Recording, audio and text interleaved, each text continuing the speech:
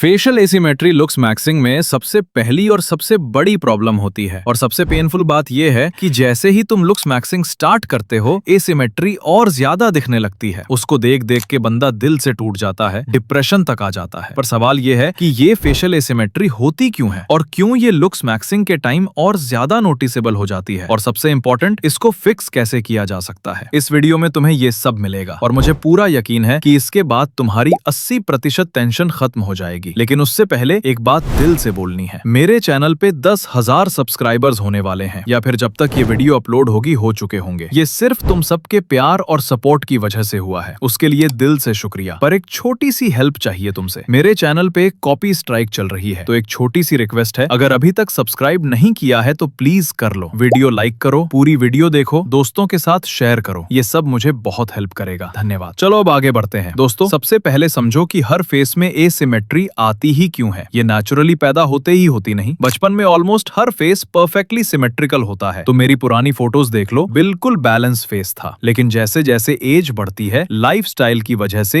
Asymmetry आती है। सच बोलूं तो मेरा खुद का लाइफस्टाइल इतना खराब था कि मेरी पूरी बॉडी और फेस टिल्ट हो गया था। मैंने लुक्स मैक्सिंग स्टार्ट किया, तब समझ आया कि मैंने अपने आप को कितना बिगाड़ लिया है। ये बात शेयर करते वक्त आज भी मेरी आंखों में आंसू आ जाते हैं। अगर मैंने वो गलतियां नहीं की होती तो शायद मेरी लाइफ कुछ और होती। पर जो चला गया उसको वापस तो नहीं ला सकते। बस एक बात हमेशा याद रखना, फेशियल एसिमेट्री मोस्टली लाइफस्टाइल की वजह से आती है। अब दूसरा सवाल, लुक्स मैक्सिंग के दौरान एसिमेट्री ज्यादा क्यों दिखने लगती है? सिंपल, तुम पहले इग्नोर करते थे, तुम्हें फर्क ही नहीं पड़ता था। जैसे किसी ने बोल दिया हो कि ये काम मत करना वरना प्रॉब्लम होगी, तो वही चीज बार बार दिमाग में घुस जाती है। अब तुम अपने आप को इम्प्रूव करने निकले हो, और जब ध्यान देते हो तो लगता है कि ये प्रॉब्लम पहले से ज्यादा है। लाइटिंग और कैमरा एंगल्स भी इसको एग्जैजरेट कर देते हैं। एक ही साइड से लाइट पड़ने पर फेस अनइवन लगता है, मतलब परसेप्शन का भी रोल है। अब आते हैं असली मुद्दे पे, सॉल्यूशन। जो लोग 20+ एज में हैं, उनके लिए एसिमेट्री 100% फिक्स करना मुश्किल है। पहली बात तो एसिमेट्री 100% हो ही नहीं सकती, लेकिन थोड़ा बहुत इंप्रूव हो सकता है। टाइम लगेगा, पेशेंस लगेगा। अगर तुम्हें बियर्ड आती है तो तुम एक इल्यूजन क्रिएट कर सकते हो। बियर्ड जॉलाइन को कवर करके फेस को सिमेट्रिकल दिखाती है। पर अगर तुम 18 के नीचे हो तो तुम्हें बड़ा फायदा है। तुम हार्डकोर चेंजेस कर सकते हो। कैसे?